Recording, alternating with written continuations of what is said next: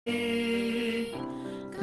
yang haus, kami yang lapar, tanpa dirimu kami kan mati.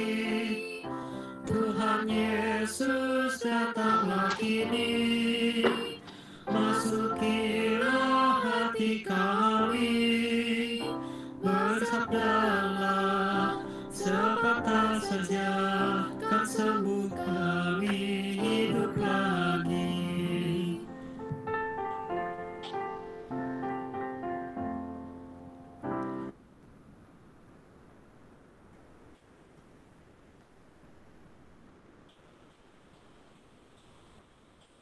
Selamat pagi, Romo Effendi dan teman-teman yang di Asia, dan selamat malam untuk teman-teman yang di US.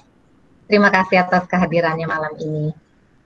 Malam ini kita akan melanjutkan kembali retret panjang kita, dan sekarang kita sudah ada di minggu keempat kalau kata orang Yesuit. Tapi kita sebutnya bagian keempat. Dan hari ini kita akan masuk ke sesi ke-6 dari total 8 sesi retret kita yang di bagian keempat. Seperti biasa, untuk bagian keempat ini kita akan dibimbing oleh Romo Effendi. Dan tema yang sudah disiapkan Romo untuk kita hari ini adalah hidup dalam Roh Kudus. Mari kita mulai sesi kita malam ini, dan seperti biasa akan dibuka dengan doa. Romo bersedia pimpin doa pembuka? Baik, mari kita membuka sesi kita dengan doa. Dalam nama Bapa dan Putra dan Roh Kudus. Amin. Allah Bapa yang penuh kasih, Engkau telah menganugerahkan hidup bagi kami, dan kami anak-anak-Mu ini mau hidup dalam Roh-Mu supaya kami semakin mampu untuk menjumpai Engkau sebagai Bapa kami, dan dengan demikian juga membawa keselamatan bagi kami. Kami mohon supaya Roh-Mu hadir di dalam batin kami, di tempat kami masing-masing, di manapun kami berada, di waktu apapun kami berada. Dan semoga dengan demikian kami juga mampu untuk menyerap, menghayati, dan semoga bisa mengamalkan apa yang kami bisa lakukan di dalam nama Yesus Kristus Putra-Mu yang kudus itu. Semuanya ini kami mohon atas nama Dia yang adalah Sang Kudus itu, Yesus Kristus. Amin. Dalam nama Bapa dan Putra dan Roh Kudus. Amin. Baik semuanya. Suara saya terdengar dengan baik hari. Bagus, Romo. Oke. Bagus. Berarti headphone-nya bekerja dengan baik. Oke, hari ini kita bicara soal hidup di dalam roh, dan saya mau mengambil tema Pentakosta supaya bisa. Sebentar, saya masih. Ya, oke. Apakah melihat screen saya?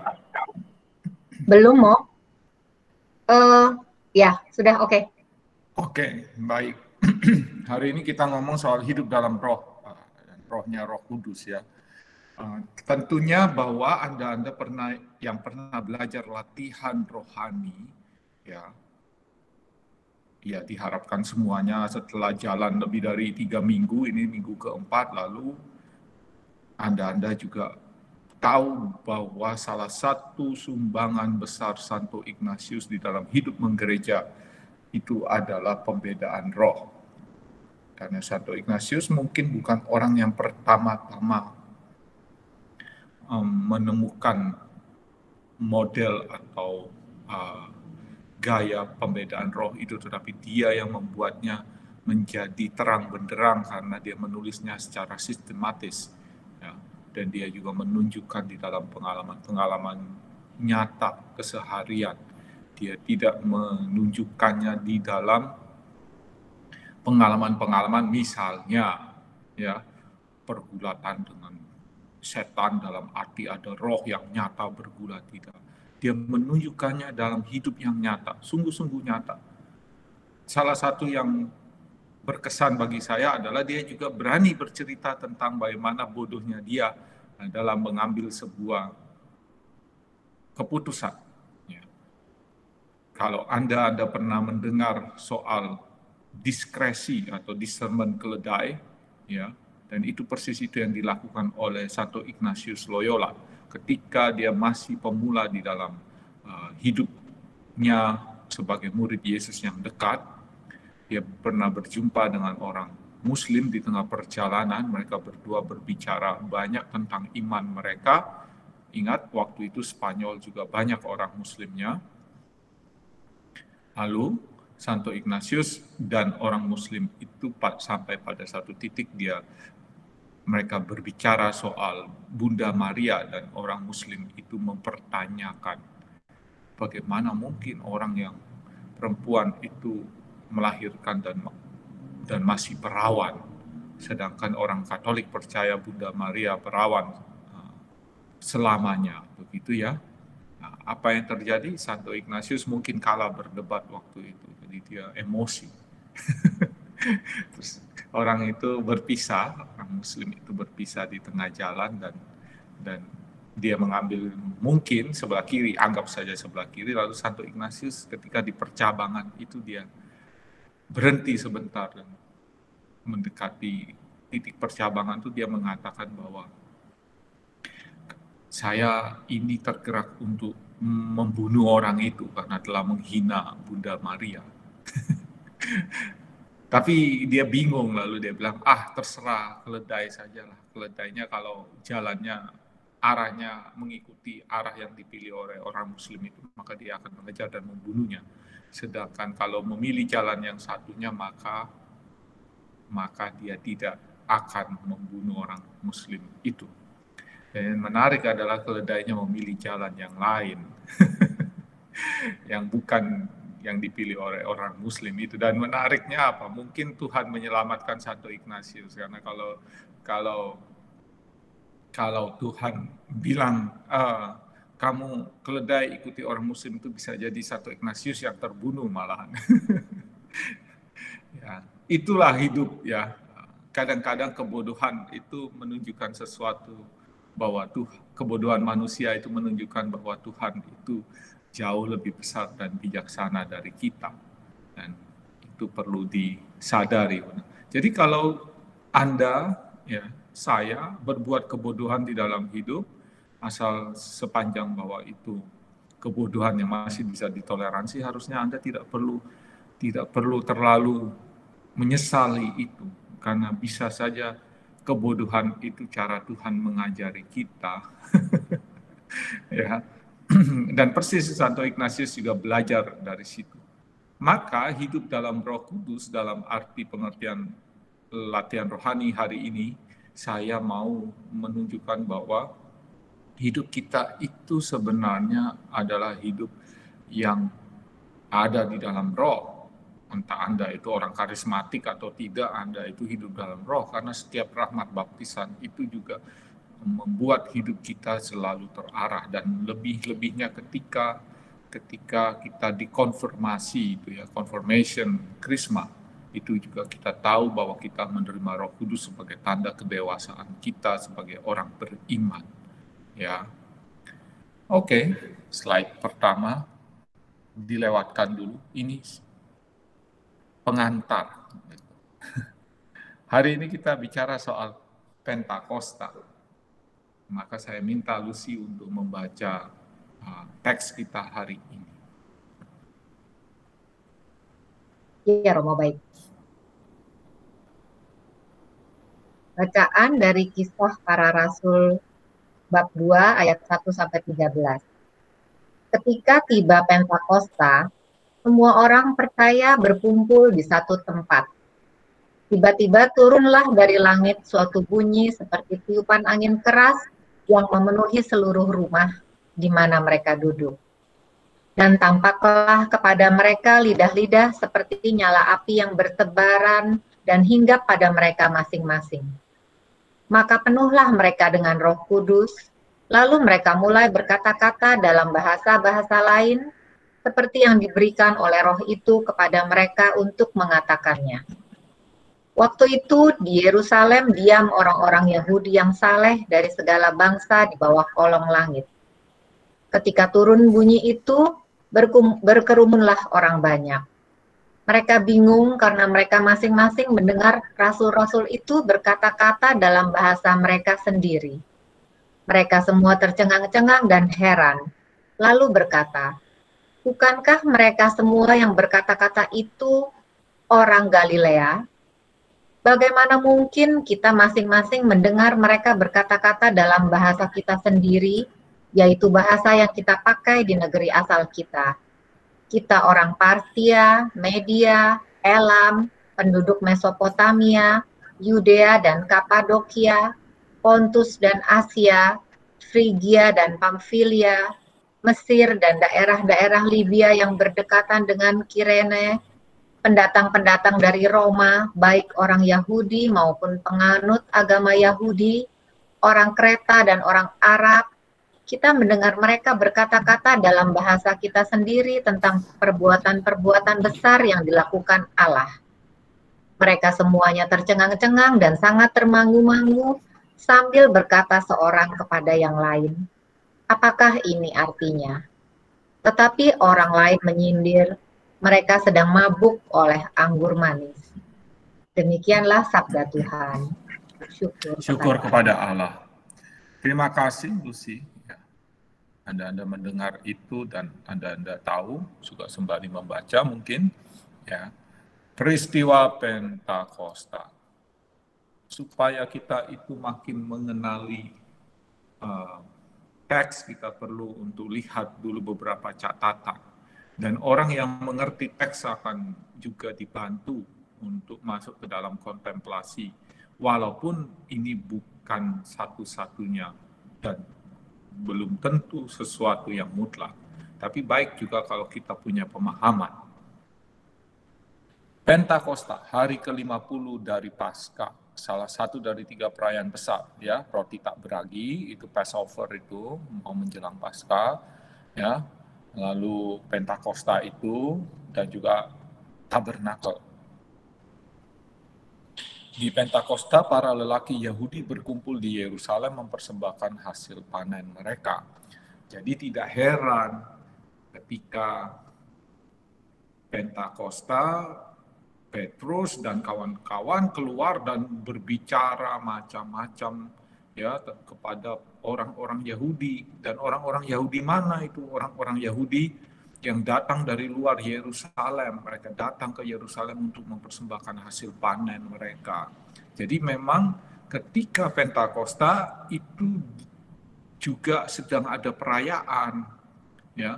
Jadi mereka merayakan Pentakosta, para rasul justru menerima Roh Kudus, dan saat itu juga makanya, ya, rasul-rasul bisa ngomong dengan banyak orang. Lanjut. Bunyi angin keras, tampaklah lidah api, mulai berkata-kata. Para murid mungkin saja dalam ketakutan dan bersembunyi walau tetap berdoa. Tanda-tanda hadirnya Roh Kudus dalam peristiwa itu juga berakhir pada tindakan untuk mewarta. Tak ada pencurahan Roh Kudus yang tak berakhir pada tindakan mewartakan. Para rasul yang sebelumnya ada di dalam rumah dan berdoa digerakkan untuk keluar dan tidak takut lagi. Ya.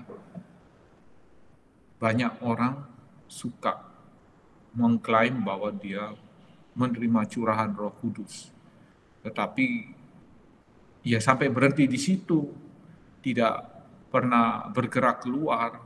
Ya, kalau tidak pernah bergerak keluar, maka Roh Kudusnya itu Roh Kudus yang mana? Orang yang menerima Roh Kudus itu pada satu titik dia harus bergerak keluar, mewarta. Bahkan kalaupun pertama dia takut, tapi kalau dia dicurai Roh Kudus lalu dia menjadi pewarta. Dan itu terjadi ketika di Pentakosta, ya, dalam event, dalam peristiwa Pentakosta itu. Mulai berkata-kata dalam bahasa-bahasa lain.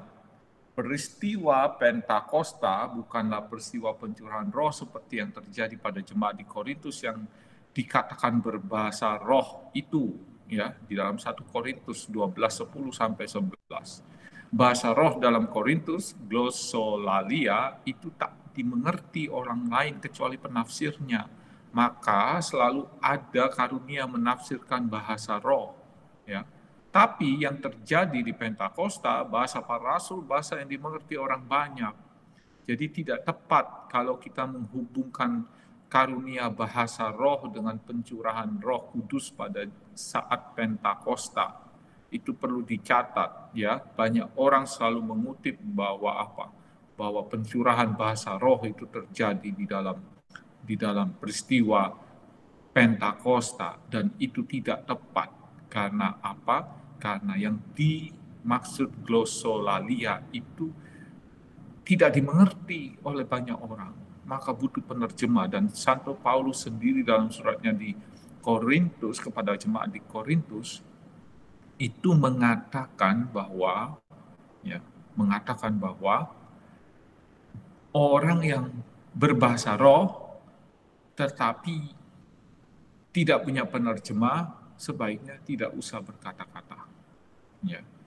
Tetapi yang terjadi di kalangan kita sekarang itu tidak ada penerjemah juga tetap berkata-kata, dan seakan-akan bahwa itu adalah sebuah hal yang benar. Rasul Paulus sendiri mengatakan, kalau kamu bisa berbahasa roh dan mendapatkan karunia itu, paling tidak harus berguna bagi jemaat. Bahasa roh tapi tidak ada gunanya bagi jemaat, buat apa? Ya. Dan itu gerakan Roh Kudus. Dalam hari ini kita lihat bahwa roh itu memampukan orang untuk bergerak keluar, tidak hanya untuk dirinya sendiri. Begitu. Ya. Jadi itu penting. Kalau ditanya, kalau gitu Romo glossolalia itu ada tidak? Ada. Dan itu dicurahkan bagi orang-orang yang kepadanya Tuhan berkenan. Tetapi tidak dipakai untuk apa? Ajang menunjukkan kepada orang lain tanpa ada faedahnya. Ya. Harus ada faedahnya bagi jemaat. Maka dibutuhkan seorang penafsir bahasa roh.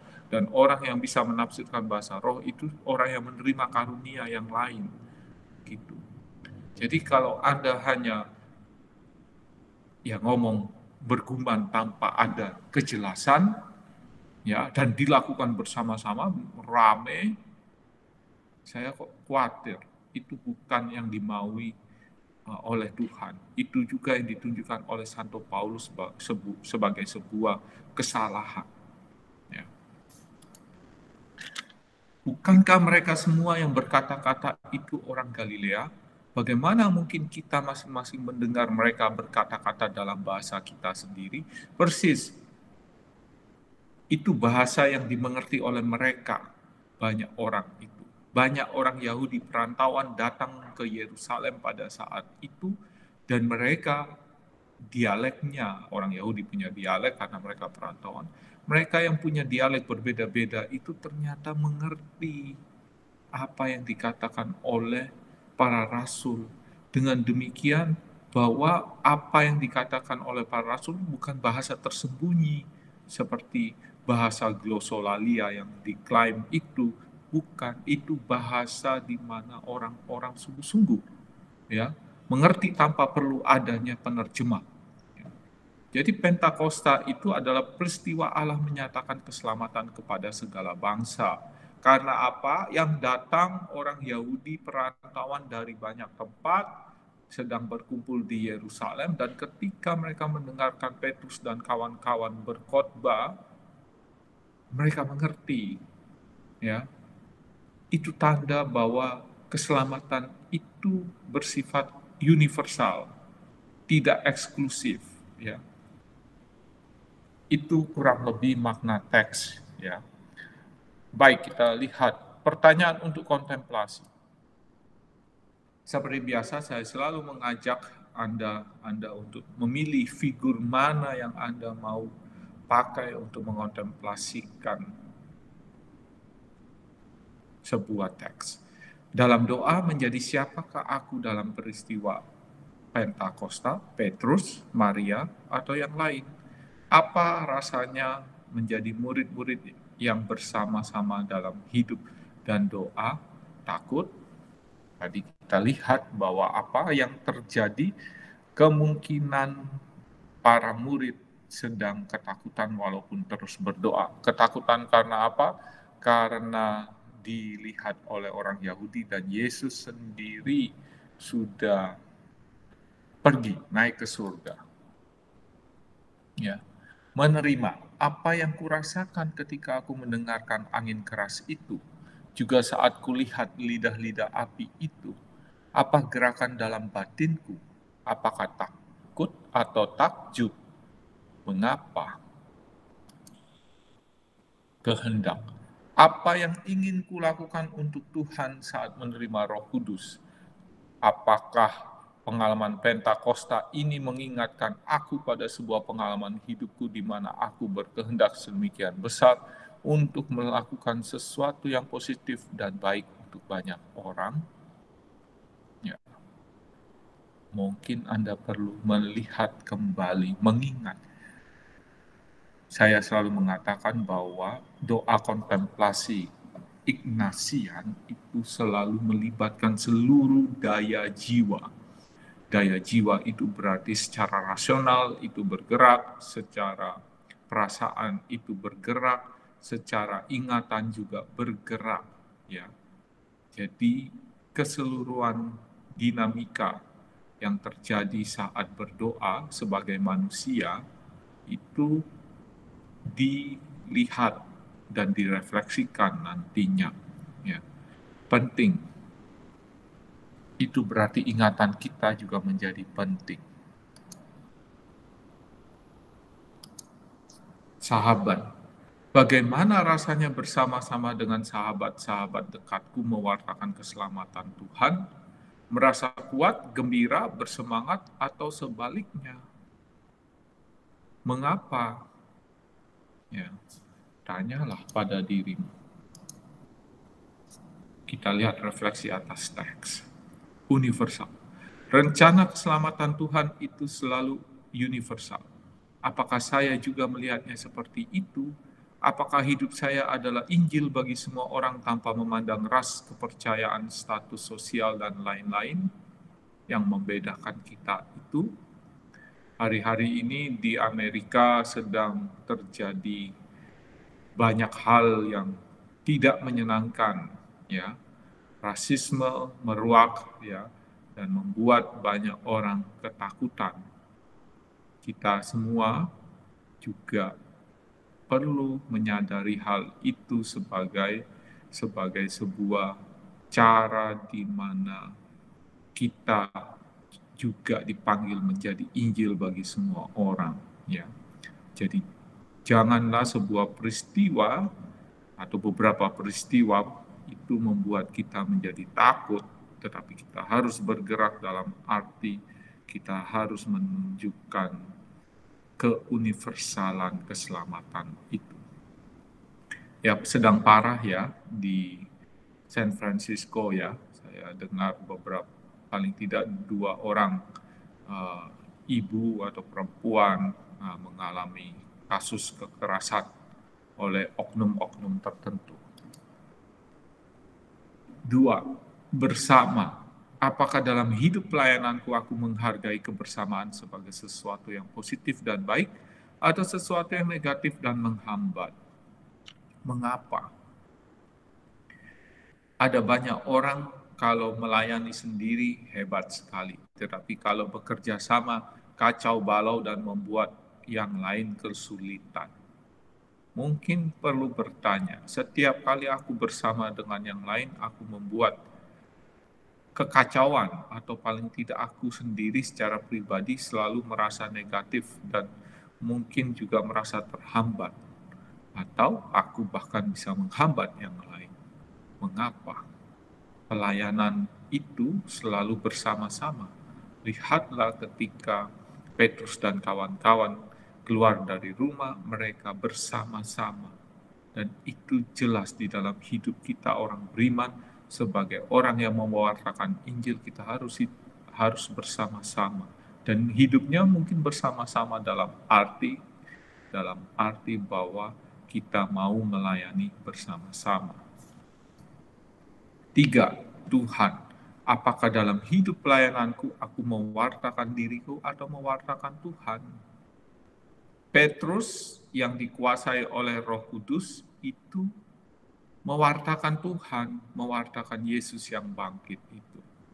Kita sekarang belum tentu, bahkan yang mengklaim bahwa menerima curahan Roh Kudus itu ternyata tidak mewartakan Tuhan, malahan mewartakan dirinya sendiri. Dan kalau kita mewartakan diri sendiri, maka kita itu ya menjual Tuhan, ya.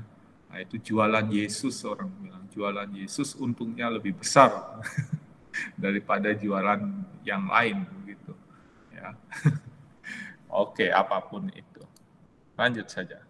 Mereka sedang mabuk oleh anggur manis. Ketika Petrus dan kawan-kawan mewartakan kebangkitan Yesus di hari Pentakosta itu, ada orang juga yang nyinyir. Nyinyir itu sinis, ya. Mereka sedang mabuk oleh anggur manis. Padahal masih jam 9 pagi sudah mabuk. Ya. Baik. Apakah kita menjadi lemah hati terhadap penilaian rendah orang terhadap diri dan pelayanan kita? Apakah kita mudah patah arang atau tetap maju karena Tuhan? Apakah kita baperan? Nah, jadi pelayan kalau baperan biarin aja lo. Salah sendiri, nanti jadi pelayan malah jadi luka batin terus. Kita tidak pernah bisa menghalangi mereka-mereka itu untuk nyinyir atau sinis. Ada begitu banyak orang yang kita layani, dan kalau 1-2 saja yang sinis biarin. Ya. Kalau mereka bilang, dia sedang mabuk oleh anggur manis.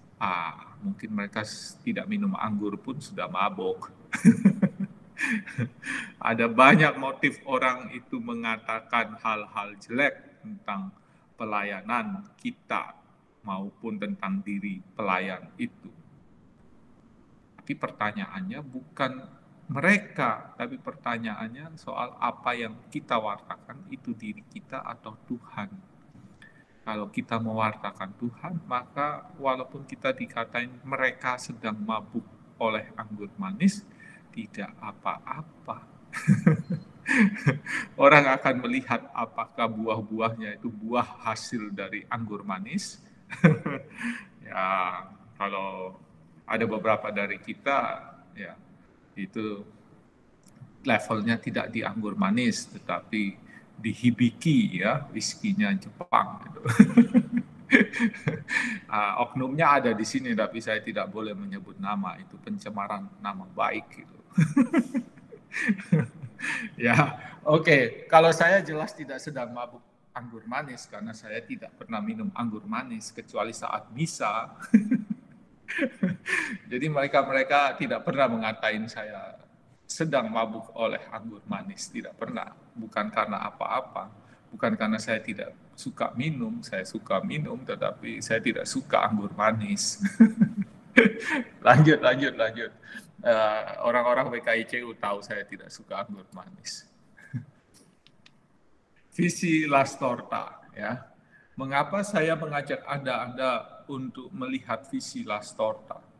Santo Ignatius punya pengalaman yang begitu luar biasa yang menggerakkan dia. Dan ingat, apapun yang disentuh oleh, apapun dalam arti peristiwa, ya, atau siapapun yang disentuh oleh karunia Roh Kudus, mau tidak mau punya ketetapan hati dalam menjalankan perintah Tuhan. Apa yang dia rasa perlu untuk dilakukan.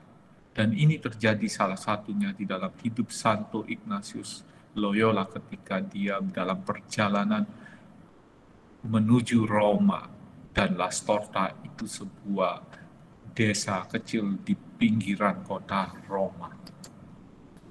1537, dalam perjalanan menuju ke Roma, akibat tidak bisa ke Yerusalem. Jadi Santo Ignatius dan teman-temannya itu, Petrus Faber, Franciscus Saverius, ya Lainez, dan masih ada beberapa lagi, itu pergi ke Roma, memutuskan untuk pergi ke Roma karena apa? Tidak bisa ke Yerusalem. Kenapa tidak bisa ke Yerusalem? karena di Yerusalem sedang kacau balau. Jadi mereka tidak dapat izin dari otoritas untuk pergi ke Yerusalem. Kecewa enggak? Kecewa. Pikirnya bahwa Tuhan mau mereka pergi ke Yerusalem dan menjadi pekerja di Yerusalem, pekerja Tuhan di Yerusalem.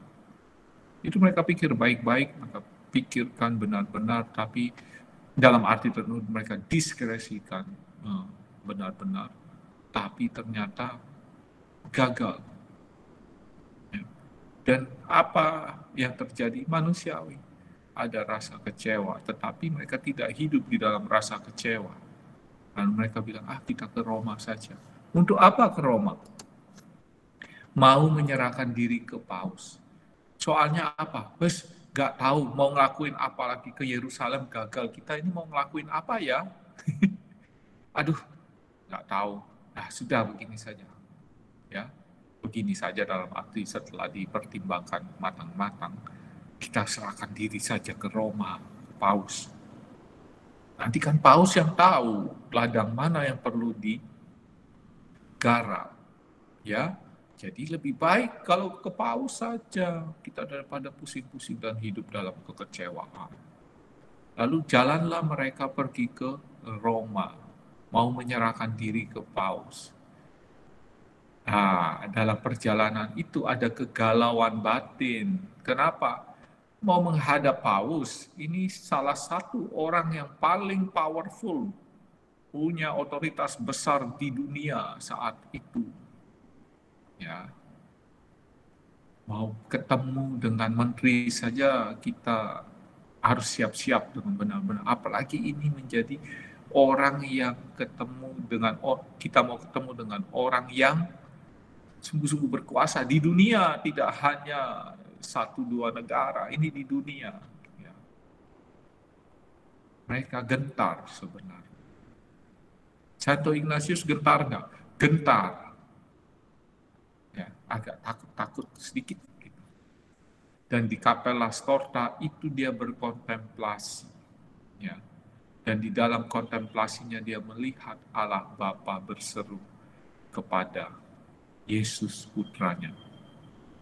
Aku ingin engkau memilih orang ini menjadi pelayanmu. Dan Santo Ignatius sendiri melihat di dalam penampakan tersebut, Yesus berkata kepadanya, aku mau engkau melayani kami. Lihat di situ ada aspek trinitariannya, ya, kata kami di situ. Dan lihatlah apa yang ada di dalam gambar itu. Santo Ignatius melihat Yesus di surga itu masih panggul salib. Menarik karena apa? Bahkan ketika di surga pun Yesus masih panggul salib. Apakah secara objektif seperti itu? Kita tidak tahu, tapi ini visinya Santo Ignatius Loyola di Kapela Storta. Anda lihat kapel kecil di bawah itu. Dan Anda boleh percaya, boleh tidak. Ya. Santo Ignatius tahu apa arti Yesus yang memanggul salib. Bahkan ketika dia ada di dalam surga itu. Dan menyatakan, aku mau engkau melayani kami. Santo Ignatius tahu apa. Kalau tuannya saja manggul salib, maka dia juga akan manggul salib. Ya, luar biasa. Jadi kita menurut Santo Ignatius itu mengikuti Yesus yang memanggul salib, bahkan di dalam kebangkitannya sekalipun. Kita semua orang-orang yang menikmati kebangkitan bukan berarti salib itu dihilangkan dari hidup kita, tidak. Dan itu persis apa yang ditunjukkan oleh Santo Ignatius Loyola, ya, bahwa orang-orang yang menikmati kebangkitan Kristus itu bukan berarti kehilangan atau dihilangkan salibnya dalam hidup orang tersebut. Ego vobis Romae propitius ero, I will be favorable to you at Rome. Ya. Itu yang dia dengarkan. Apa yang terjadi kalau Anda mau datang ketemu dengan paus yang sangat berkuasa? Jangan pikirkan paus seperti paus kita sekarang ini. Paus kita sekarang ini hanya punya otoritas terhadap orang-orang Katolik. Paus di masa lalu itu otoritasnya menjangkau negara-negara lain, bahkan para raja juga segan kalau tidak takut dengan paus. Ya. Sekarang paus itu hanya punya otoritas iman dan moral terhadap orang-orang Katolik, lain dengan zaman dahulu. Dan Anda bisa bayangkan kalau Anda ketakutan seperti menghadap orang yang berkuasa di dunia saat itu, salah satunya, ya, Anda menghadap orang seperti itu, dan tiba-tiba di dalam doa Anda mendengarkan Tuhan sendiri yang mengatakan, saya akan berkenan kepadamu di Roma. Dan Santo Ignatius ceritakan penampakan itu kepada teman-temannya. Dan memang benar apa yang terjadi, Paus menerima mereka. Ya. 1540, 3 tahun setelah Paus menerima mereka, ada sebuah dokumen, surat yang menyatakan tentang serikat Yesus. Apakah salibnya hilang? Jelas tidak. Ya. Nama serikat Yesus berasal dari pengalaman discernment para sahabat yang diteguhkan pula oleh pengalaman Lastorta. Karena Yesus yang mengutus, maka namanya bukan serikat Ignatius, kongregasi Ignatius atau Ordo Ignatius atau Ordo Franciscus Xaverius atau Faber, bukan. Karena Yesus yang mengutus, maka ketika memilih namanya jadi serikat Yesus, The Society of Jesus. Kenapa? Karena pengalaman Lastorta itu mempengaruhi discernment para sahabat. Jadilah serikat Yesus. Santo Ignatius yakin pengalaman kebangkitan itu juga tidak menghilangkan salib, dan dia tahu itu.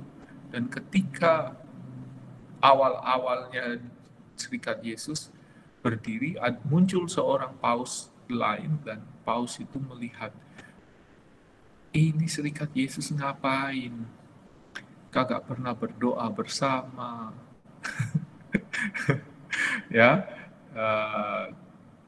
tidak boleh, ini tidak ada brevir bersama ini. Ayo brevir.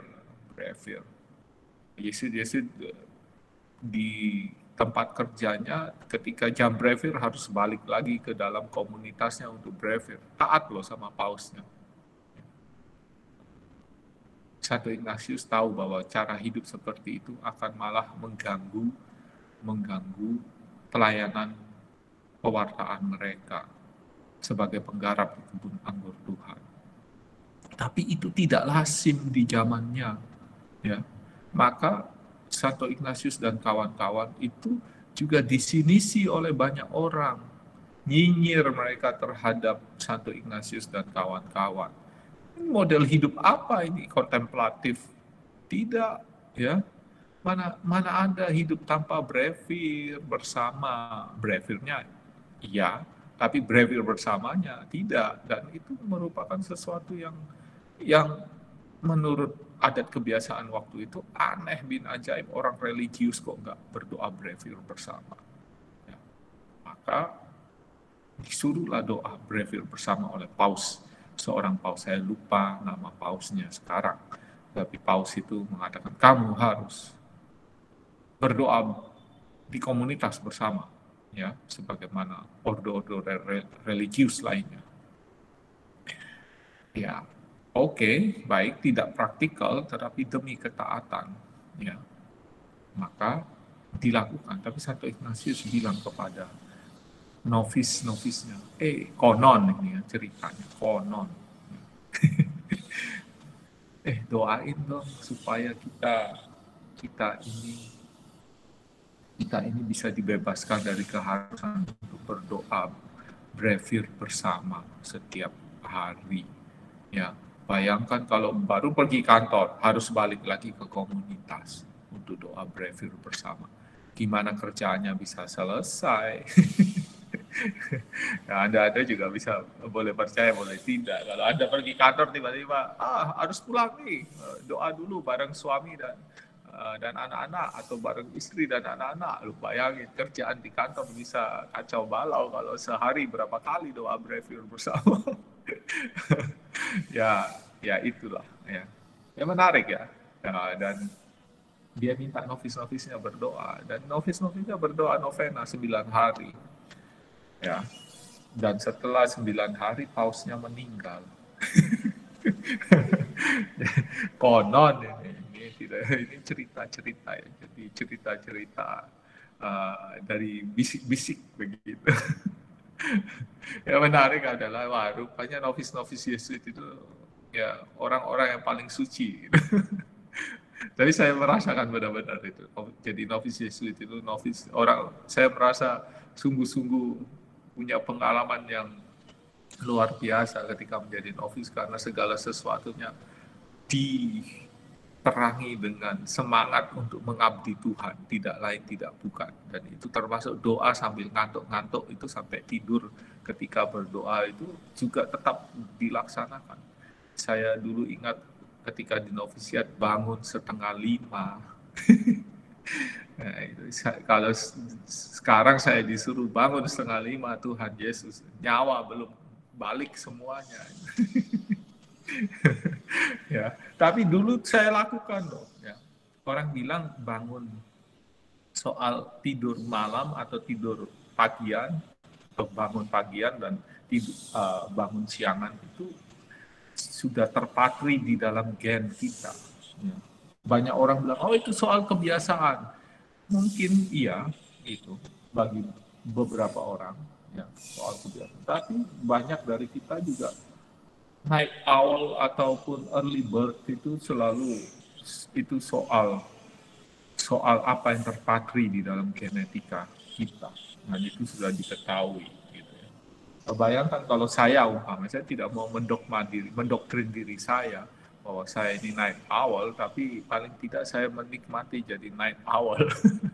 Tapi ketika di novisiat, bayangkan saya luar biasa tetap bangun 4:30. Bahkan kalau tidurnya tidurnya tidak lengkap karena harus ronda, begitu ya, ada jam ronda, gitu. Tetap bangun 4:30 dan berdoa. Oke, lepas dari itu. Ini visi Las Torta. Saya mau mengatakan soal ini karena ini salah satu bentuk bagaimana kita juga mau mengikuti roh Tuhan di dalam hidup kita. Ya. Begitu pembelajaran, terima kasih. Saya balikkan kepada sebentar. Saya harus stop presenting. Terima kasih. Begitu ya, teman-teman.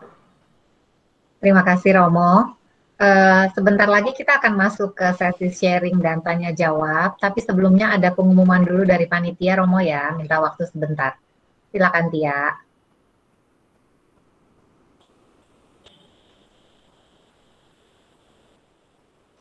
Ya. Teman-teman, bagi yang ingin mensupport supaya pengajaran WKICU berjalan dengan lancar dalam bentuk dana, Anda bisa kirimkan cek ke Marcella Raharjo dengan alamat yang tertera di sini, atau bisa juga Anda Zelle ke jopara3@gmail.com. Terima kasih banyak untuk teman-teman yang sudah menabur selama ini, sangat berguna bagi WKICU dan Tuhan yang akan membalaskannya nanti. Thank you, Tia. Teman-teman, sekarang kita akan masuk ke sesi sharing dan tanya jawab. Tapi recording tidak akan kita matikan karena berdasarkan masukan dari teman-teman kita juga, banyak yang kepingin untuk supaya sharing ataupun tanggapan-tanggapan yang keluar dari Romo pada waktu kita bertanya, itu banyak poin-poin yang valuable buat jadi perenungan kita. Jadi mereka minta supaya sharingnya jangan dihapus. Tetapi bagi yang keberatan untuk sharingnya disertakan dalam recording, tolong beritahu sebelum sharing, jadi kita tahu dan nanti akan kita trim dulu recordingnya sebelum diupload. Begitu teman-teman, jadi feel free untuk sharing. Kasih tahu kita dulu sebelumnya. Romo, kita punya berapa waktu? Berapa lama hari ini? Sampai 10:30 ya. Gitu, Romo. Ya, karena saya butuh bernapas untuk bisa ngajar. Ya, begitu. Oke, Romo, baik. Teman-teman, silakan teman-teman yang mau sharing atau tanya ke Romo, silakan langsung unmute mikrofonnya. Terima kasih. Romo Effendi, thank you. Bagus sekali nih every time. Romo, ini waktu Romo menjelaskan tentang visi Lastorta. Lastorta, ya. Ya, itu benar-benar mengena saya waktu melihat Yesus memanggul salib. Itu kita kan bisa menjadi satu kalau kita lagi sadar kita tuh memanggul salib bersama Yesus ya, Romo. Tapi yang saya ada pertanyaan yang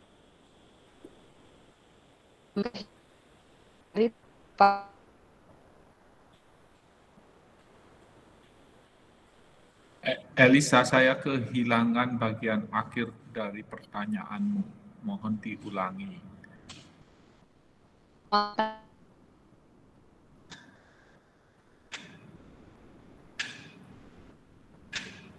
Elisa, connection-nya kurang bagus kali ya. Nanti dicoba lagi, coba Elisa. Halo, Romo. Ya, Elisa. Ya, saya dengar Bisa sekarang. Bisa ya? Ya. Oke. Yang saya mau tanyakan tuh, kalau memanggul salib dalam kehidupan sehari-hari tuh, Romo, kalau bisa ada kesimpulannya tuh apa? Itu apakah semua suffering yang kita harus hadapi? Atau gimana ya, Mo? Itu pertanyaan saya. Ya, kita harus membedakan kebodohan salib dengan salib kebodohan.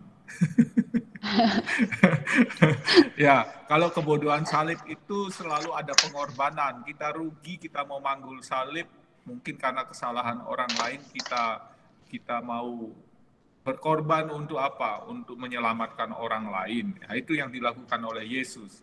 Jadi bahkan kalau itu tidak enak bagi kita, ya, tetap kita melakukannya demi kebaikan orang lain atau kebaikan bersama. Ya, itu penting. Umpamanya ya, kalau tiba-tiba suami salah ngomong begitu ya, Riyadi bercanda tapi Elisa lagi sensi begitu. Sering, Mo, sering ya. Ya dimaafkan karena apa? Riyadi, kamu tidak sensitif kamu. Ya, saya sedang bad mood, kamu godain saya. Tapi ya sudah, saya inilah demi kita lah ya gitu ya. Ya sudah, saya tidak ambil lagi. Nah, itu salib kecil-kecil umpamanya yang sederhana ya. Tetapi ada kebodohan, salib kebodohan, salib yang datang dari kebodohan kita. Jadi itu yang saya bilang, yang pertama itu kebodohan salib. Ya, kita mau mengorbankan, kita rugi karena tahu tentang Tuhan, tahu ada kebaikan untuk bersama ataupun orang yang mau kita selamatkan atau tolong. Ya, tapi ada kebodohan, ada salib kebodohan, karena salib itu datang dari kebodohan kita. Ya. Misalnya saya selalu ngajarin anak-anak muda, seperti kalau kamu pacaran terus pacarmu itu selalu membuat kamu merasa rendah diri, tidak berharga, dan seterusnya, dan kalau kamu berada dengan dia, kamu merasa tidak bisa menjadi dirimu sendiri karena selalu merasa salah terus, lalu itu toxic relationship. Kalau seperti itu, maka kalau kamu mempertahankan itu terus-menerus, kamu akan menerima salib kebodohan. Karena apa? Karena orang ini tidak membuat dirimu menjadi dirimu sendiri, tidak membuat dirimu merasa berharga, bahkan kamu seringkali merasa rendah diri dan terus merasa bersalah, dan itu dilakukan berkepanjangan secara konsisten, ya. Dan Anda bilang sebagai orang Kristiani, saya harus memanggul salib saya akibat pacaran ini. Saya bilang kepada anak-anak muda itu salib kebodohan. Salib yang datang dari kebodohanmu, saya bilang. Janganlah menerima umpamanya kamu digampar sama pacarmu terus kamu bilang oh gak apa-apa dia lelaki baik, dia jarang salah, ya. Jarang salah tetapi gampar cukup konsisten sebulan sekali lah. Terus kayak gitu mau dipertahankan, saya bilang kamu harus melepaskan lelaki seperti ini, karena kalau lelaki seperti ini kamu pertahankan, kamu akan masuk di dalam toxic relationship. Atau sebaliknya bisa saja umpamanya laki selalu merasa tidak berharga ketika pacar perempuannya ngomong ya soal kamu tidak punya uang, tidak punya apa, dan seterusnya kan. Itu membuat apa? Membuat harga dirinya sebagai lelaki turun ya, dan rendah diri terus-menerus, dan itu toxic relationship. Saya pikir itu catatannya. Jadi salah satu contoh ya, kita mau menerima kebodohan salib dalam arti kita rugi tapi demi Tuhan, demi kebaikan bersama, demi orang lain yang mau kita tolong atau kita selamatkan. Itu kebodohan salib ya. Tapi kita tidak menerima salib kebodohan, di mana karena kebodohan kita ya, kita tidak punya pertimbangan yang matang dan kita hanya cepat-cepat lari ke mana? Oh Tuhan mengajarkan saya harus memikul salib saya. Well, salib ini datang dari mana? Kalau ini datang dari dosa, contohnya ya, pasangan yang abusive gitu ya, verbally maupun ya physically, itu tanda bahwa itu bukan salib yang harus kamu pikul, itu kebodohanmu yang membawa pada salib. Itu ya Elisa ya. Romo, sorry.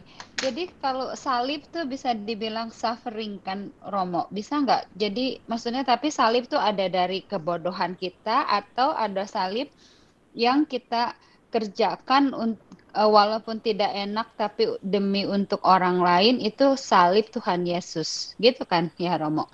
Demi Tuhan, demi kebaikan bersama, dan demi orang lain yang mau kita tolong. Yang kita tolong ya, atau supaya orang lain menerima keselamatan. Bukan salib yang datang dari dosa. Kita tidak menoleransi dosa. Ya, jadi ketika Anda menoleransi dosa, which is kalau Anda dapat pukul secara fisik ya, itu dosa, ya. Dan Anda tidak boleh menoleransi itu. Karena kalau Anda menoleransi itu, maka Anda masuk di dalam yang saya bilang salib kebodohan itu. Ya. Itu macam-macam. Anda tahu Anda mau ditipu orang, ya, dan Anda bilang oh biar nggak apa-apa lah saya. Anda sudah punya intuisi, nggak apa-apa lah, ditipu nggak apa-apa. Anda menoleransi dosa. Dan orang itu menipu Anda dan Anda membiarkan diri Anda ditipu atas dasar apa? Atas dasar Injil. Padahal Injil tidak mengajarkan kita untuk menoleransi dosa.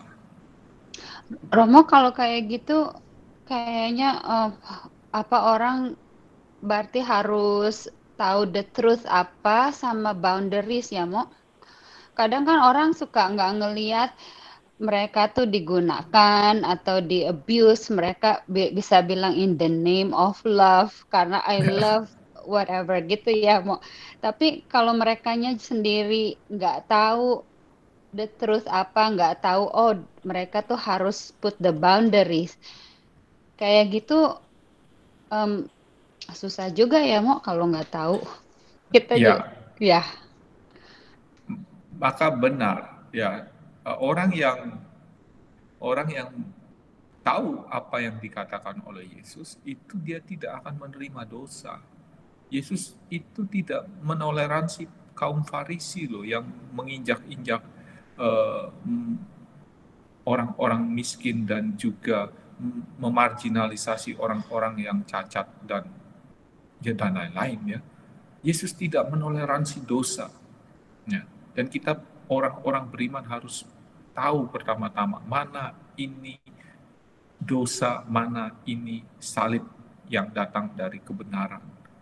Itu harus dibedakan. Ya. Jadi di dalam hidup kita sehari-hari kita tidak boleh menoleransi dosa. Dan kalau kita menoleransi dosa, ya, itu kita akan masuk dalam salib kebodohan. Ya. Di mana kita bodoh, kita tidak tahu apa yang Tuhan inginkan. Dan ini persis kalau kita kembalikan ke Pentakosta, ya, Roh Tuhan itu akan menunjukkan padamu, ya.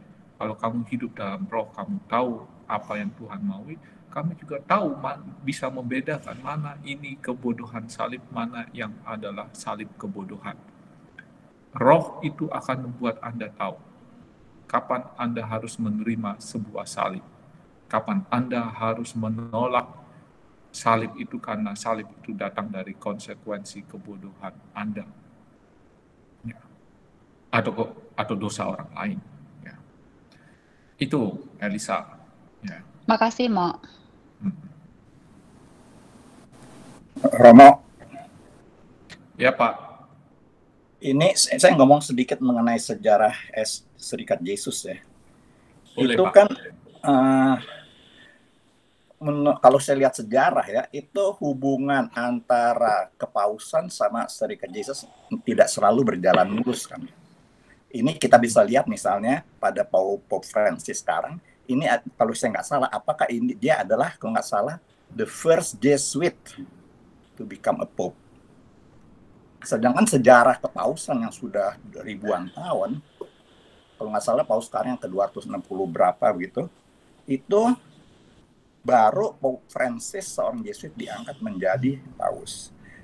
Jadi kenapa tuh Romo? Jadi selama 2000 tahun, kurang lebih ribuan tahun itu, kenapa banyak dari ordo-ordo lain diangkat menjadi paus, tapi kenapa baru sekarang yang menjadi Pope itu seorang Yesuit? Apakah dalam perjalanan sejarah itu ada sedikit gejolak atau hubungan yang tidak harmonis kalau saya tidak salah antara kepausan itu sendiri dengan Serikat Yesus?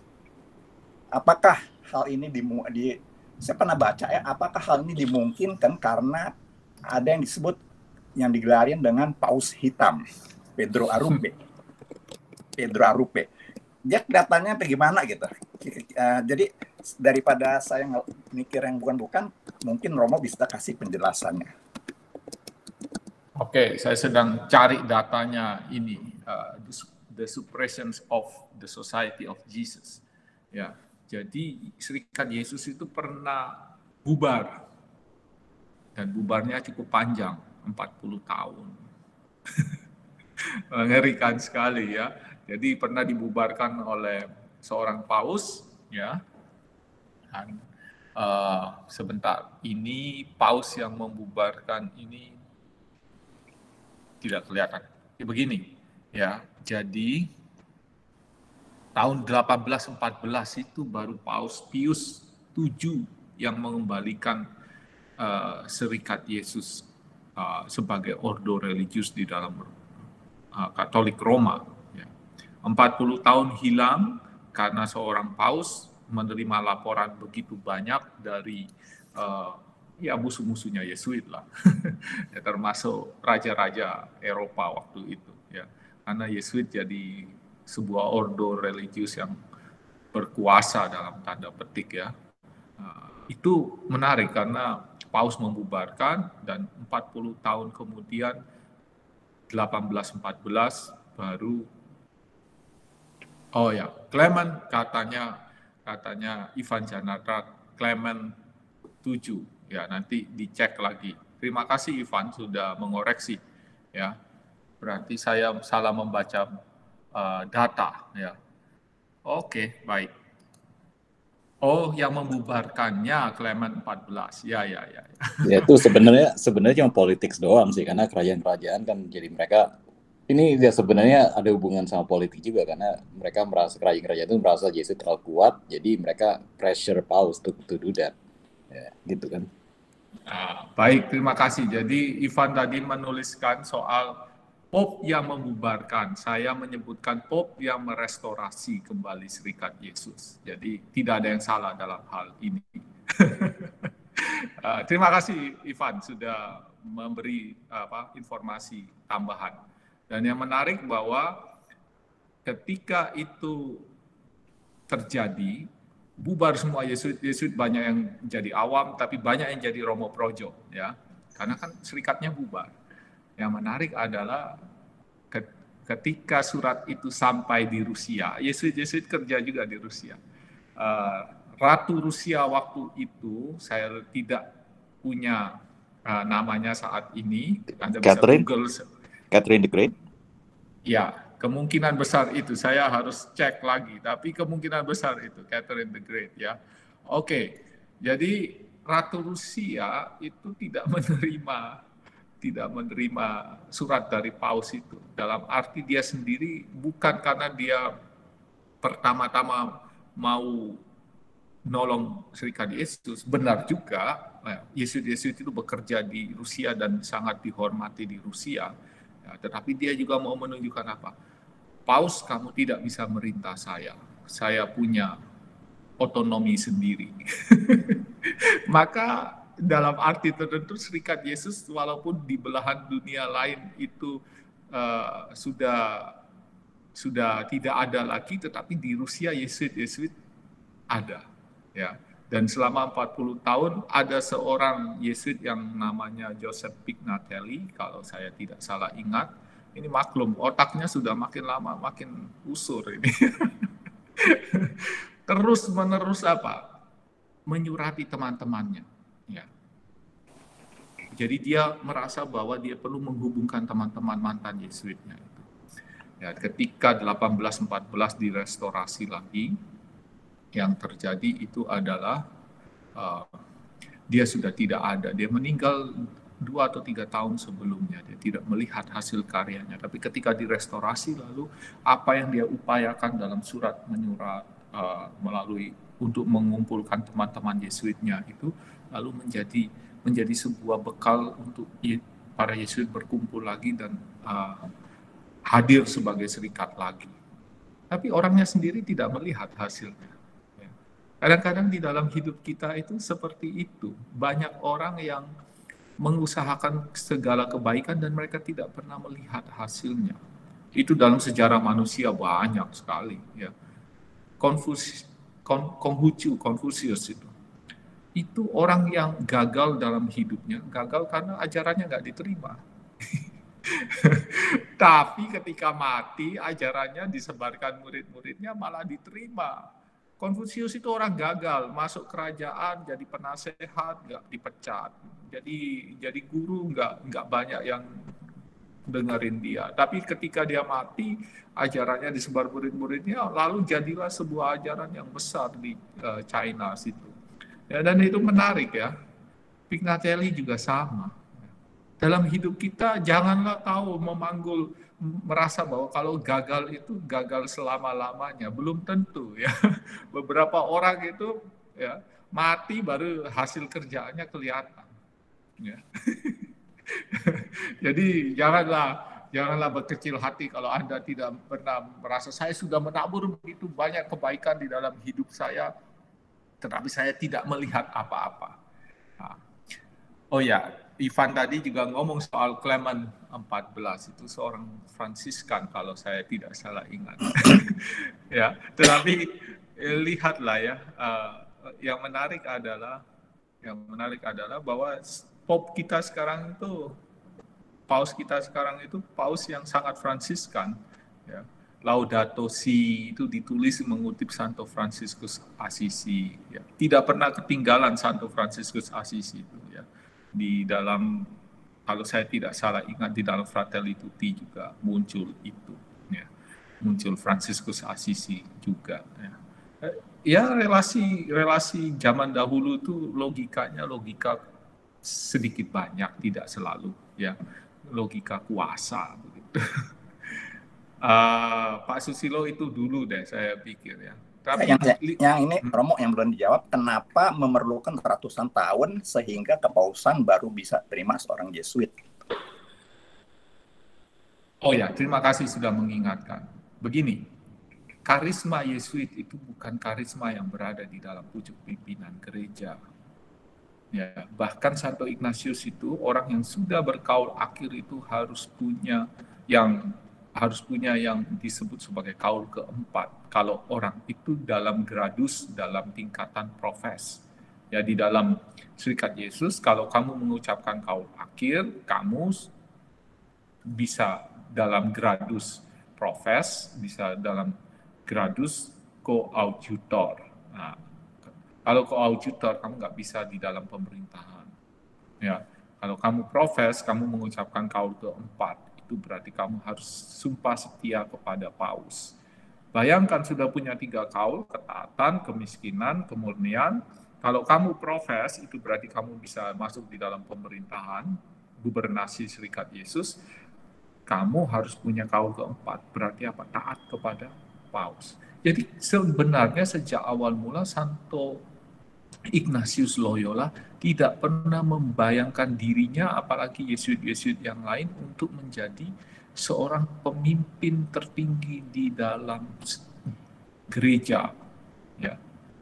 Satu-satunya jabatan yang boleh diinginkan di dalam Serikat Yesus, ya, bukan jadi rektor, bukan jadi provinsial. Kalau kamu mengatakan seperti itu, maka tidak akan diterima. Jelas-jelas orang ini dibuang dalam bursa pemilihan karena orang ini berani mendeklarasi diri bahwa dia ingin jadi rektor atau jadi provinsial. Tidak akan kamu dipilih oleh para Yesuit yang lain karena itu jelas menunjukkan kesombongan.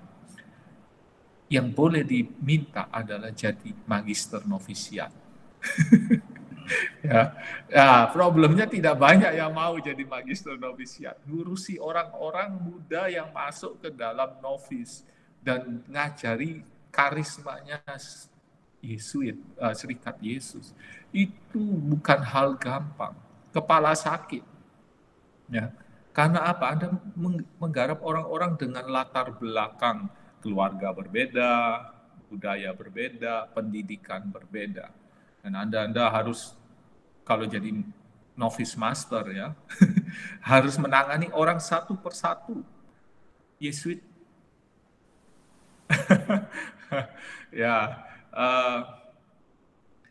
Ivan Jarata bilang cuma bisa jadi partner moderator CC. Ya, baik. Saya hanya mau mengatakan begini. Hanya bisa minta untuk jadi novice master. Ya, mungkin kalau mau jadi minister juga boleh lah ngomong. Tapi jabatan-jabatan yang berada sebagai pucuk pimpinan itu tidak pernah boleh diungkapkan atau dikatakan. Ya, orang selalu bisa. Saya mau jadi novice master, tetapi itu hampir tidak pernah terjadi karena betapa sulitnya jadi novice master. Begitu Pak Susilo. Jadi karisma Serikat. Kamu ada satu lagi yang saya tanya belum dijawab. Apa? Mengenai Pedro Arrupe yang dibilang Black Pope gitu. Itu apakah salah satu sebab yang menimbulkan ketidaksenangan daripada kuria atau bagaimana daripada kepausan itu terhadap SJ mengenai Pedro Arrupe? Kita boleh ngomong sedikit ya, yang namanya manusia ya, yang kalau ada di Vatikan itu selalu juga dalam arti tertentu berada di sumbu kekuasaan, dan namanya manusia itu kalau sadar atau tidak disadari selalu berusaha untuk menjadi orang yang berkuasa begitu. Dan Serikat Yesus jelas punya sejarah panjang, dan visinya Ignatius itu menjadi jelas sangat berguna bagi gereja untuk menggarami dunia. Dan kita tahu Serikat Yesus menjadi begitu populer dan besar, ya. Dan tentunya banyak orang yang juga ingin mendapatkan hal seperti itu. Jadi selalu ada intrik-intrik manusiawi lah, ya, di dalam apalagi di sumbu kekuasaan seperti di Vatikan itu. Di zamannya Pedro Arrupe, Paus Yohanes Paulus II itu itu hubungannya dengan serikat Yesus oke. Yesuit itu orang yang taat. Jadi apapun yang dikatakan pausnya selalu diikuti gitu. Bahwa tidak selalu mulus dengan Paus Yohanes Paulus kedua, itu harus diakui. Tetapi Yesuit itu orang yang taat, bandel tapi taat. Seperti itu ya Pak ya. Jadi di zamannya Pedro Arrupe itu ketika Yohanes Paulus kedua hadir ya sebagai paus ya, seperti itu sebagian waktunya. Tapi Pedro Arrupe itu orang yang punya karisma luar biasa, salah satu jenderal yang terbaik yang pernah saya ketahui. Saya sudah punya 4 jenderal yang saya kenal ya sebagai Yesuit. Pedro Arrupe hanya saya ketahui karena saya baca dari tulisan-tulisannya dia. Jadi saya punya 4 jenderal kalau sepanjang ini yang saya kenal secara dekat melalui tulisan-tulisan mereka, dan Pedro Arrupe itu salah satu yang paling karismatik ya, dan luar biasa karena dia membawa serikat Yesus keluar dari pusaran kegoncangan akibat Vatikan kedua, karena dokumen-dokumen Vatikan kedua itu mengubah begitu banyak cara hidup menggereja kita, dan Pedro Arrupe membawa serikat Yesus keluar dari pusaran itu, dalam arti bahwa secara internal banyak sekali Yesuit juga yang tergoncang karena apa? Karena Vatikan II itu membawa pembaharuan yang luar biasa. Orang selalu mengatakan bahwa Vatikan II itu baik. Itu sekarang ketika dokumen-dokumen itu dideklarasikan, dipromulgasikan, itu membawa kegemparan yang tidak sedikit dalam hidup gereja, termasuk bagi para Yesuit, ya. Ya, oke lah, begitu. Untuk sementara itu dulu ya Pak Susilo ya. Kita bisa pindah ke pertanyaan lain ya supaya. Ini satu lagi Romo, Jenderal Yesuit sekarang siapa sih namanya Romo? Saya mau tahu. Arturo Sosa. Oh, Arturo Sosa. Oke Romo, makasih. Silakan teman-teman yang lain yang mau tanya atau sharing bisa unmute. Romo, ini ada pertanyaan ya Romo ya. Tadi bisa dengar nggak? Iya, saya dengar Marta. Oke. Tadi melanjutkan yang Romo jelasin mengenai salib kebodohan dan mentoleransi dosa. Itu kan yang misalnya Romo kasih contoh kan masih pacaran, ya. Kalau misalnya orang masuk sudah di dalam perkawinan, sedangkan sebagai Katolik mungkin perkawinan kan lewat ada pemberkatan gereja. Jadi solusinya bagaimana Romo? Apakah orang tersebut harus memikul salibnya hingga mati atau until death do us part gitu? Ataukah mereka boleh karena itu salib kebodohan terus udah gitu so kita hidup cuma sekali dan itu memang kita sadari kesalahan dari awal, udah ada tanda-tanda tapi masih terus gitu misalnya gitu ya Romo. Memang karena intensi tujuannya baik dan selalu yang menjadi istilahnya pemikirannya ya Tuhan tahu apa intensi saya gitu kan. Tapi akhirnya kalau misalnya di dalam perkawinan itu benar-benar memang udah nggak bisa terus gimana jadi solusinya Romo? Bisa kasih penjelasan soalnya kan sebagai Katolik kan jadi ada bound juga untuk stay in marriage ya kan, karena menerima sakramen gitu loh. Apa sih tujuan perkawinan Katolik? Pertama satu itu yang paling utama kesejahteraan antara suami dan istri. Sejahtera itu berarti secara pertama-tama bukan secara material, tetapi juga secara imaterial. Maka harus ada kedamaian, harus ada rasa aman, cinta dan lain-lain lah. Ya basic lah, rasa aman lah, gitulah. Itu basic manusia itu. ya, hanya bisa dikalahkan dengan kebutuhan physical need, basic physical needs, ya, seperti makan apa. Setelah, menurut Maslow, setelah itu rasa aman. Ya, bayangkan kalau Anda tidak merasa aman, bagaimana Anda bisa sejahtera? Dan apakah ada perkawinan di situ kalau tujuan perkawinan Katolik itu adalah kesejahteraan suami dan istri, kesejahteraan dua-duanya loh, bukan salah satunya loh, ya.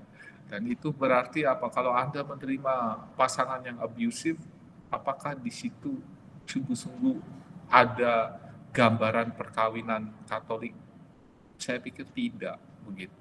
Dan kita harus lihat ya kasus per kasus ya. Saya tidak bisa memberikan gambaran, memberikan jawaban umum seperti itu. Tapi saya hanya mau memberikan sedikit poin-poin yang dalam arti itu perlu diperhatikan. Yang pertama tadi sudah saya katakan, perhatikanlah tujuan perkawinan Katolik itu, ya. Yang kedua, Anda juga harus percaya bahwa tidak boleh menoleransi dosa. Kalau suami atau istrimu abusive dalam arti terutama physically, walaupun verbally juga merupakan dosa, ya. Tapi terutama kalau main pukul, Anda tidak boleh menoleransi itu. Saya pikir itu bukan perkawinan Katolik kalau ada pukul-pukulan, kecuali kalau saling baku pukul beda ya. Kalau baku pukul kan bisa melawan, kalau sama-sama melukai gitu ya. Tapi kalau dipukuli terus lah, itu kan tanda-tanda bahwa yang satu secara psikis tidak tidak mampu untuk menjadi pasangan yang baik. Kalau Anda sekali-sekali marah, oke, itu bisa diterima begitu ya, dalam arti bahwa bukan mukul. Anda beradu mulut itu biasa sesekali. Tapi kalau Anda dipukul terus-menerus secara konsisten, saya rasa itu bukan perkawinan Katolik, dan itu bisa diurus sebenarnya. Jangan-jangan memang sejak awal tidak mampu menjadi suami atau istri, ya, bisa diurus. Tapi ya pasti membutuhkan proses yang cukup panjang. Saya pikir itu ya, Marta ya. Jadi jangan naif gitu. Kalau pasangan kita itu membuat kita kehilangan harga diri kita, itu bukan tujuan perkawinan kita, ya, di dalam gereja Katolik. Jadi perlu diperhatikan itu. Ya. Jadi kan maksud Romo tidak perlu terpaku mati karena perkawinannya. Soalnya yang kayaknya ya banyak kan itu orang-orang Katolik gitu ya, terutama juga yang orang-orang Indonesia. Mereka merasa bahwa kalau yang bahaya mungkin lebih yang parah lagi, Romo, itu bukannya physically abuse, tapi lebih emotionally abuse, ya kan, verbally, emotionally, and mental abuse. It's like it's yang nggak kelihatan, tapi dampaknya ke orang tersebut itu lebih bahaya kan, kalau menurut saya. Jadi kan secara bukannya ini ya, kan saya cuma bilang ya hidup sekali gitu kan, kalau misalnya kayak gitu terus-terusan ya udah ya, tapi kan perkawinan dalam diberkati di gereja gitu. Jadi mereka tuh kadang-kadang berpikir bahwa they cannot get out of that, kayak being trapped gitu loh, Romo. Yeah. Nah, jadi kalau menurut Romo itu sebenarnya bisa jadi secara annulment di dalam gereja Katolik, atau secara apa itu namanya, kalau secara sipil ya gampang gitu kan, misal on paper kan, divorce paper. Tapi kalau secara Katolik di dalam pemberkatan begitu gimana? Ya harus pertama-tama ditelusuri akar masalahnya apa dan mau bekerja sama untuk menyelesaikannya. Ya mungkin saja yang pria butuh anger management juga bisa begitu, atau perempuannya juga sama. Ya, jadi kalau ada seperti itu, lalu harus ada treatment pertama-tama ya. Tidak bisa langsung berpikir soal annulment terus. Itu terlalu lompatan, itu ada lompatan di situ. Kan keluarga itu soal frekuensi ya.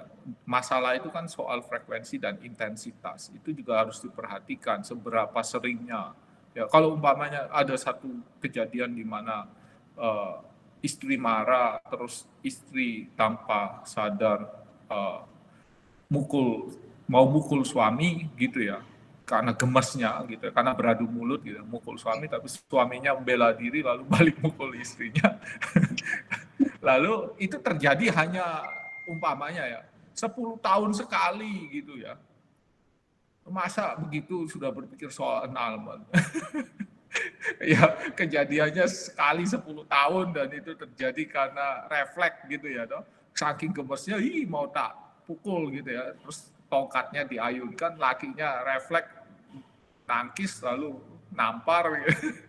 Dan itu terjadi 10 tahun sekali. Mungkin ya habis itu nyesal minta maaf, ya jangan pikir soal annulment. Ya, kalau menurut saya, karena itu kan harus dibedakan mana yang cacat psikologis, mana yang hanya merupakan mekanisme defensif manusiawi kita. Kalau cacat psikologis, umpamanya tidak bisa untuk tidak mukul, itu cacat psikologis. Apakah bisa ditreatment? Kalau tidak bisa ditreatment, ya mungkin ya kita bisa bicara soal annulment karena sejak awal orang ini tidak sanggup menjadi pasangan yang baik dan itu tidak memenuhi tujuan perkawinan. Tapi untuk sampai ke annulment itu tidak semudah itu. Lalu kita ngomong satu kasus, oke, kasusnya besar karena terjadi pemukulan begitu ya secara fisik. Tapi jangan ngomong annulment dulu. Kalau itu hanya apa? Frekuensinya jelas sangat rendah, intensitasnya juga mungkin hanya ketampar gitu ya. Dan latar belakangnya apa? Itu yang komplikasinya ada di situ, Marta. Saya tidak bisa dari data yang kamu katakan ya memang tidak menyenangkan begitu ya, tidak menyenangkan. Apalagi secara emosional di abuse terus ya, gitu ya. Harus ditreatment dulu deh menurut saya. Ya. Ada banyak pertimbangan lain, saya tidak bisa. Umpamanya secara ekonomi tergantung dengan pasangannya, itu juga repot. Kalau kita suruh dia pisah, tapi dia sendiri tidak bisa menghidupi dirinya, nanti hidupnya terlunta-lunta. Jadi pastor itu memang nggak gampang. Coba bayangkan kalau dia tergantung, umpamanya omong kosong saja, omong kosong. Ini istri tergantung dengan suami, istri tidak bekerja, istri di rumah saja. Ya, suami yang bekerja, pulang kerja suami marah, suami pukul istri. Terus, kau pisah saja, pisah. Terus emangnya pastornya yang memberi makan? Kan juga ada komplikasi di situ, maka harus ada support systemnya ya. Itu gampang-gampang susah. Tiap konteks juga apakah ada support sistemnya seperti apa, ada begitu banyak pertimbangan untuk masuk dalam annulment itu. Tapi kalau sepanjang bahwa keselamatan jiwanya terancam, saya dengan berani untuk mengatakan ya lebih baik kamu kalau secara frekuensi dan intensitas itu sampai membahayakan jiwamu, lalu menurut saya lebih baik kamu keluar dari rumah itu. Ya, soal ekonomi ke belakangan. Tapi kalau verbally abuse, emotionally abuse, saya tidak tahu. Itu harus dilihat lebih detail lagi. Karena bahaya kalau nyuruh orang keluar rumah terus tidak dia sendiri terlunta-lunta di luar. Nah, umpamanya seperti itu. Well, terima kasih Romo. Ya. Mungkin satu lagi yang terakhir, kalau ada yang mau sharing atau tanya. Iya nih, silakan. kita ngomong soal hidup dalam roh, malah ngomongnya soal serikat Yesus nih. Romo, tadi kan Romo bilang ya, kalau kita sudah mendapat Roh Kudus, terus merasa maksudnya dicurahi Roh Kudus, terus kemudian harusnya kan nggak stop di situ aja. Kalau stop di situ aja kan nggak ada gunanya. Tapi banyak loh Romo, orang-orang yang merasa dia sudah dicurahi Roh Kudus, terus kemudian dia merasa bisa bahasa roh, dan kemudian dia merasa lebih holy daripada orang-orang yang nggak bisa bahasa roh. Romo ada tanggapan nggak? Ya, semoga Yesus menyelamatkan orang itulah. Karena gini loh, apapun itu pohon itu diukur dari buahnya. Jadi kalau kamu tidak berbuah, ya jelas kamu pohon yang jelek, ya. Dan kalau kamu punya buah juga harus dilihat buahnya buah bagus atau tidak, begitu toh. Jadi Yesus kan selalu bilang, Yesus pernah ngomong bahwa ukurlah pohonnya dari buahnya. Yesus juga pernah mengutuki pohon ara yang ketika dia lewat dan tidak berbuah, lalu Tuhan Yesus kutuki pohon ara gitu. Jelas kalau tidak berbuah, atau kalau berbuahnya busuk, ya buruk, ya jelas itu bukan datang dari Tuhan. Itu saja. Jadi gini, saya selalu mengatakan kepada orang-orang yang belajar latihan rohani, ya, apapun yang Anda doakan harus mewujud pada kehendak. Untuk kehendak apa? Tidak tahu, mengubah diri, mengubah sikap, mengubah kebiasaan, dan seterusnya, dan seterusnya. Jadi ada tidak berhenti pada rasa, ya. Tentu di dalam kontemplasi, di dalam meditasi atau Lectio Divina yang dilakukan sebagai latihan rohani itu menimbulkan rasa. Umpamanya, waduh, saya ketika mengkontemplasikan Yesus yang bangkit, hati saya merasa berkobar-kobar, bersuka cita. Ya. Tapi what next gitu? Mengapa kamu berkobar-kobar bersuka cita? Ada sesuatu di dalam hidupmu dan itu harus menimbulkan kehendak. Umpamanya, saya menjadi percaya bahwa saya tidak boleh membuat kemurungan mengambil alih hidup saya seperti apa yang terjadi di dalam diri para rasul sebelum masa kebangkitan. Saya mau jadi orang yang lebih penuh sukacita di dalam hidup saya karena saya tahu Yesus itu sungguh bangkit.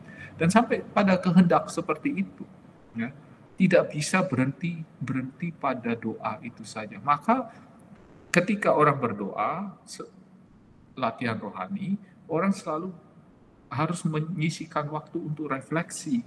Tidak pernah orang itu berdoa selesai, wah senang, gembira, ketemu Tuhan, bla bla bla, senang. Setelah itu tidak pernah refleksi. Kenapa saya gembira? Tuhan mau apa dengan rasa gembira itu dari hidup saya? Dan itu menjadi sangat penting dalam latihan rohani. Santo Ignatius itu orang yang sangat praktikal, ya. Tidak abstrak, tidak terlalu tidak mikir yang besar-besar muluk-muluk. Dia hanya punya rasa ingin mengabdi Tuhan dan setiap doanya harus sampai pada level kehendak. Ya. Kehendak itu bisa melakukan sesuatu, mengubah kebiasaanku atau macam-macam lah. Atau kehendak untuk apa? Kehendak untuk umpamanya makin percaya pada Tuhan dalam setiap jalan hidupku. Itu sampai pada titik itu.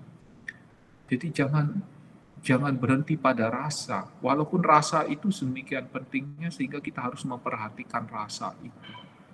Ya. Begitu usia. Jadi kalau hura-hura rohani silakan begitu ya. Itu tim hura-hura itu biasanya. Orang yang suka hura-hura itu kan kayak gitu. Jadi merasa Tuhan luar biasa, haleluya, dan seterusnya, dan seterusnya. Tapi ternyata di dalam hidupnya tidak ada perbaikan. Dan kalau tidak ada perbaikan, buat apa kamu hanya mengatakan, Tuhan itu, Tuhan yang hidup, haleluya, mari kita rayakan kemenangan ini di dalam nama Yesus Kristus. Ya, oke, baik, so what? Ya, betul, Romo. Romo, ada satu lagi. Tadi kan Romo bilang kebodohan salib dan salib kebodohan. Salib kebodohan, terus tadi Romo bilang setelah itu dia menghadapkan dirinya kepada Tuhan, terus kemudian dia merasa ini penderitaan yang harus dipanggul. Padahal itu kan penderitaan, bukan salib, itu gara-gara begonya dia sendiri. Tapi banyak juga, Romo, yang udah begitu gara-gara salib kebodohan dia sendiri yang bikin, terus dia marah kepada Tuhan loh, Romo. Oh ya? Ya, terus kemudian merasa Tuhan tidak adil, mengapa Tuhan melakukan ini kepada saya, kan banyak yang kayak begitu, Romo. Bagaimana kalau harus menghadapi orang-orang yang kayak gitu, dan juga bagaimanalah supaya nggak kayak gitu, Romo? Ada tipsnya sedikit sebelum kita tutup? Orang-orang yang menerima Roh Kudus, yang hidup di dalam Roh Kudus, dia akan melakukan hal-hal yang luar biasa, yang teguh, yang yang bold itu ya, yang dalam arti tertentu berani keluar ya, dan tidak hidup di dalam kesempitan batinnya, tetapi berani keluar dan mengambil tindakan yang jelas ya. Dan itu buah-buah dari Roh Kudus, bahwa kita berani untuk mengambil keputusan dan tindakan yang benar loh ya, menurut apa yang kita tahu soal Injil. Jangan ya, kita bisa saja menyalahkan Tuhan, dan itulah pentingnya pembedaan roh. Dari mana sebuah roh itu hadir. Roh itu bisa saja membisiki kita, oh kamu kan anak Tuhan, kamu harus menerima perlakuan seperti ini. Oh Tuhan, mengapa kamu kasih saya perlakuan seperti ini? Bukan Tuhan pertama-tama yang mau kamu menderita. Kemungkinan besar kamu yang tidak bisa membedakan kemana roh itu membawa kamu. Roh itu sudah mengajak kamu untuk membuat hidupmu menjadi bahagia bersama dengan yang lain tentunya. Dan kalau kamu dalam hidupmu tidak menjadi bahagia, ini sekali lagi relatif ya, ada intensitas, ada frekuensi di situ yang perlu diperhatikan ya. Kalau kamu tidak menjadi bahagia ya, lalu kamu harus berpikir, apakah keputusan-keputusanku sebelumnya itu benar atau tidak, dan kalau tidak benar, bagaimana aku harus memperbaiki hidupku sampai pada level yang praktis. Dan itu pembedaan roh itu harus sampai pada level di mana kita melakukan pembaharuan diri atau melakukan tindakan tertentu untuk merevisi apa yang sudah kita putuskan sebelumnya dan salah. Begitu. Ya. Jadi jangan menyalahkan Tuhan. Tuhan tidak pernah membawa kamu kepada ketidakbahagiaan.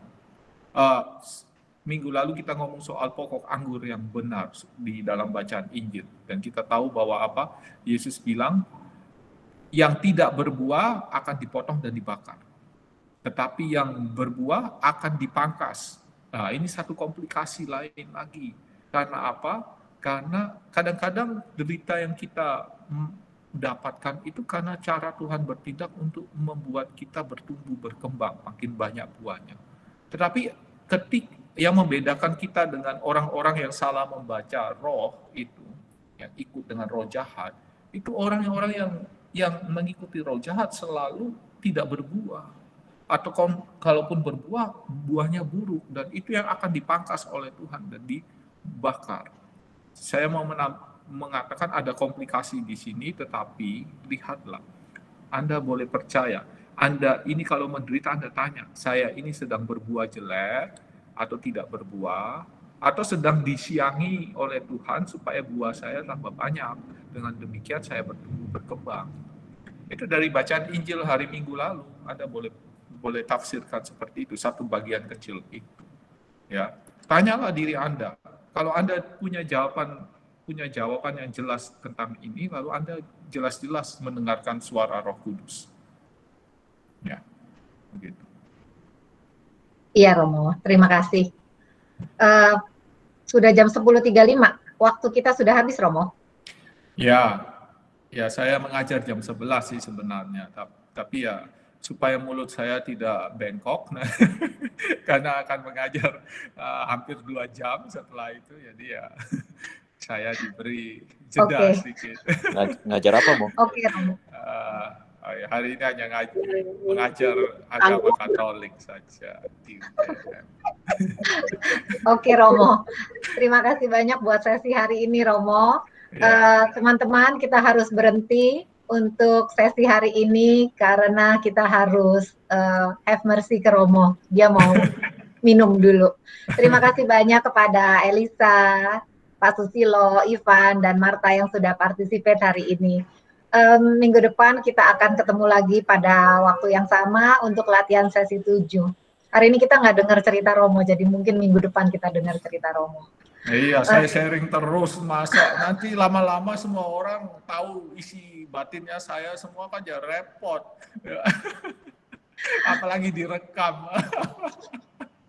Kan Ya, untuk nggak apa-apa. pembelajaran Romo, untuk kita Ah, mencontoh supaya bisa makin hari makin menyerupai Romo dan kemudian menyerupai Yesus. ah, ini nih menyerupai saya ini bahaya sekali.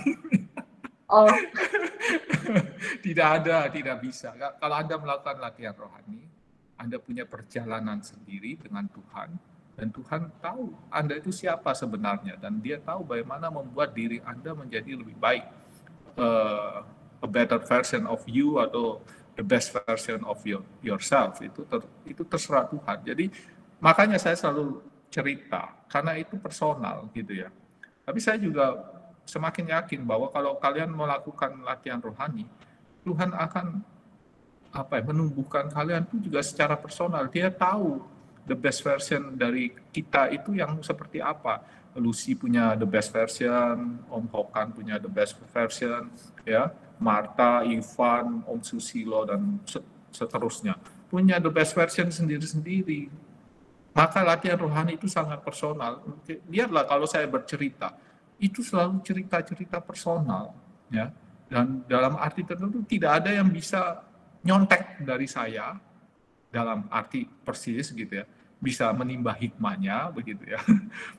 Tetapi tidak pernah bisa nyontek benar-benar, dan tidak pernah Tuhan ngajak kita untuk jadi sama persis itu satu sama lain, tidak pernah begitu. Ya, baik. iya Romo, menimba hikmahnya. Minggu depan kita dengarkan sharing untuk mendapat hikmah dari Romo dan Master Hibiki kali ya Romo, kita suruh sharing. Oh iya, saya tadi mau ngomong bahwa itu tidak kata-kata orang nyinyir dan sinis itu tidak berlaku untuk saya, karena di dalam teks itu anggur manis ya.